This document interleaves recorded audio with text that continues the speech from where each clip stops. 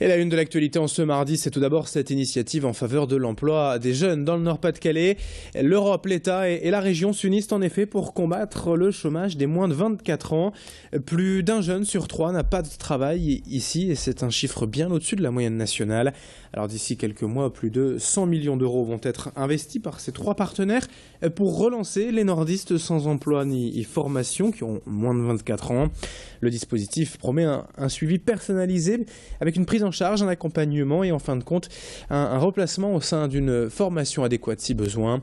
Cette initiative doit également permettre une aide financière en matière d'hébergement et de transport. Et le pari est osé, réussir le retour à l'emploi ou en formation en à peine 4 mois. Explication avec le préfet de région au micro de Xavier Silly. Ça passe par un examen individuel de la situation de chacun des jeunes, ce que l'on n'a pas fait jusqu'à présent. On a de nombreuses formules pour les aider à s'insérer. On a de nombreuses formules pour la formation de chacun d'entre eux. Mais maintenant, il faut aller les chercher. Et vous avez bien compris que cette politique qui est aidée par l'Europe, puisque c'est une politique européenne, est une politique individuelle. Nous allons chercher, repérer avec l'outil public qu'est l'éducation nationale, avec les outils publics qui sont à la disposition du conseil régional, chacun des jeunes dans cette situation. Et donc c'est une approche individualisée, personnalisée de l'individu. Dans ce journal, retour également sur la journée mondiale contre le sida hier, le 1er décembre. Avec le CRIJ de Lille, le Centre régional d'information jeunesse qui a pour l'occasion déjà installé son sapin de Noël et qui invite tout à chacun à venir participer à sa décoration. On peut ainsi laisser un message d'espoir, de prévention et le mettre dans une boule avec des rubans rouges et des fils dorés.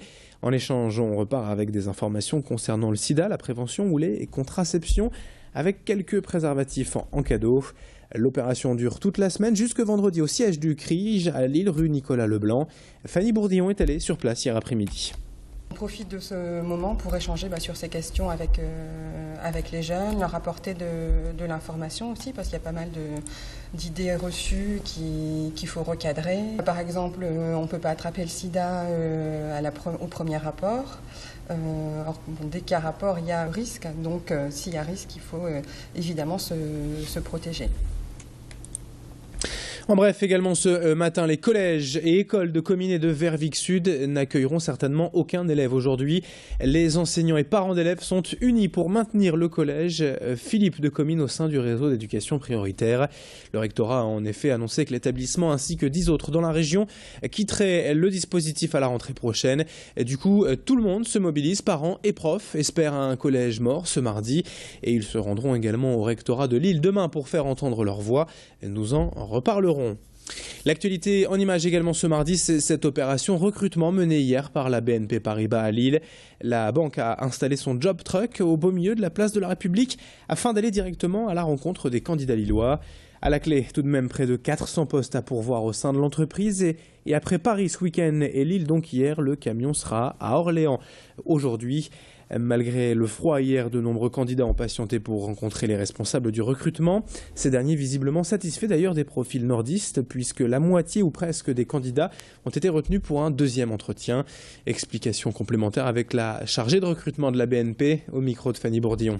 Ça marche bien, effectivement, on croit qu'on est les premiers à avoir inventé ce concept.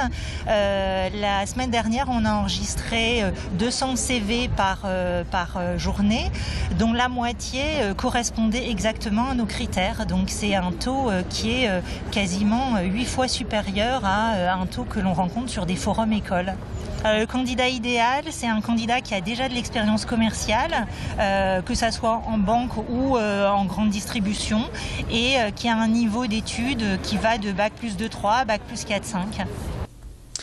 Et puis on termine avec le portrait du jour aussi sur Grand Lille TV. Jean-François Génassi, un ancien employé de Renault, licencié en 2011, devenu cordonnier à 56 ans.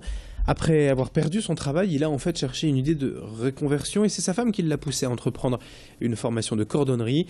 Il était en fait depuis toujours passionné par les chaussures et après une formation plus un stage d'1 an chez un professionnel à Villeneuve d'Ascq, il a pu ouvrir sa propre boutique en mars dernier à Bondu. Le cordonnier est un métier à fort capital affectif selon lui, mais c'est aussi un métier de plus en plus rare.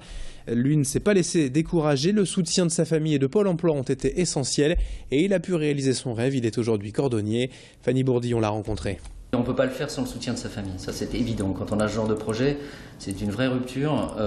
Si votre femme n'adhère pas, si vos enfants n'adhèrent pas, ils vous prennent pour un fou, quoi. Parce que passer d'un métier de salarié où on a une vie qui est plutôt facile entre guillemets, je veux dire on est salarié, c'est quand même avec plein d'avantages, surtout dans une grande entreprise comme laquelle je travaillais, il faut que tout le monde adhère, quoi. Et c'est ce qui était le cas puisque l'idée venait de mon épouse, elle m'a rappelé que j'avais toujours voulu être cordonnier, donc ça posait pas de problème.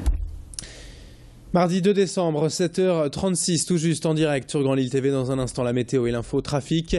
Très belle journée à toutes et à tous. Merci de votre fidélité.